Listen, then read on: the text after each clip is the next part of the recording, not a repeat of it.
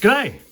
We got some National Geographic Dino Egg Dig Kits. From their STEM series, this box has 12 dig kits. That's the front, and that's the back. Let's crack it open. Thankfully, there's no dodgy tape as a seal.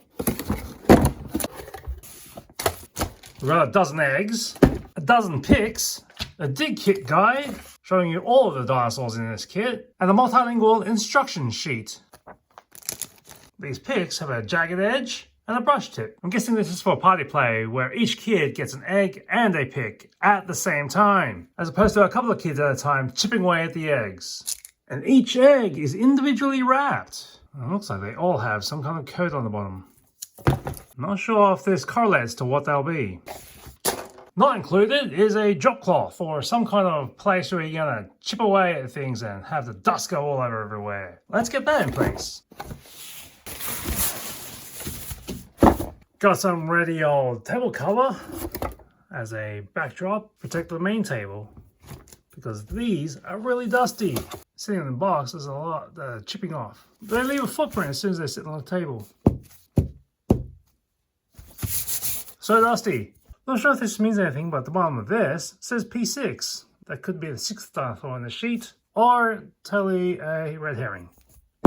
A little bit further into it, you can see there's a bit of a chiseled out chasm. This has dried over again. You do want to wet it to make it a little bit easier. Recap, let's chisel it out to dry. Or maybe it's as easy, dry or wet, because that was a pretty decent chunk coming out.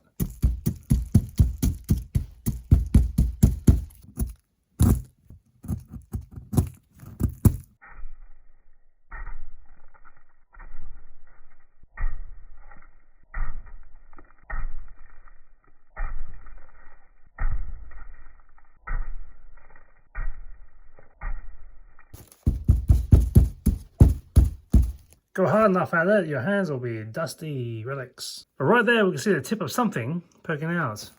A little dinosaur. Let's brush a little bit. That's a waste of time. Let's just carve that out. Can't tell if this is the top, the tail, or the spine. Well, this is dusty and a bit chalky, or you can attack it boorishly. You can also do it with some finesse.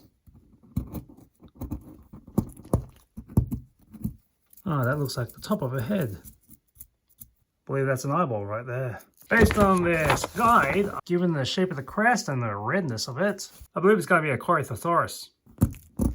Careful not to snap the head as I maneuver around the neck. Whether or not you want to protect your lungs, you may want to wear a face mask to prevent breathing in all this dust.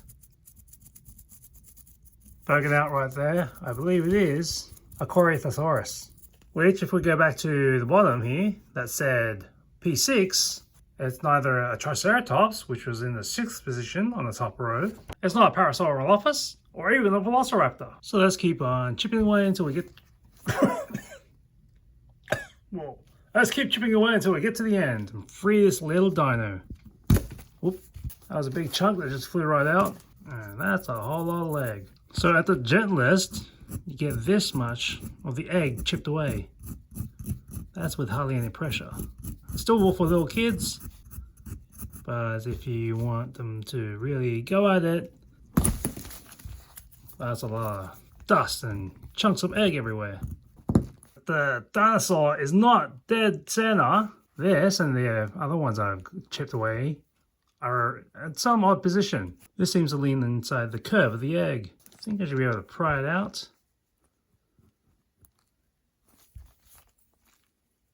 There it is, our dusty little dino, our herbivore, the Corythosaurus. You can keep dusting it, but it's better to just dunk it in water, let that go down your sink somewhere. Or get yourself a little cup of water and dunk it in there. With the dust all washed off, that looks pretty cute. The eyes do look a little irradiated, or maybe just displaced. So going back, we've got the Corythosaurus. I believe the one with the red belly is a Tyrannosaurus Rex. And the one that looks like a T-Rex, but with a spiked spine, is an Allosaurus. And you get the gist. So as well as this starts off at about 8 centimeters or 3 inches tall to 6 centimeters or 2¼ inches in diameter. And you basically still have 2/3 of it left when you're done, popping out a little dinosaur that's about 6.5 centimeters or 2.5 inches long by about 1.5 centimeters or just over 1/2 inch wide. So in terms of rubbish, all the plastic shrimp wrap for each of these eggs, as well as all this dust, chalk, rock, whatever this thing is that you'll have to clean up. Not to mention the wastewater you'll generate washing them up clean. For this little plastic dino, I've already lost 2 of these. So as a reference, this is a fresh egg. This is the dino inside. Maybe you get that much squeezed inside there. This is all your waste. That's basically 2/3 of dust and chalk and whatever you're gonna do with all the rest of these.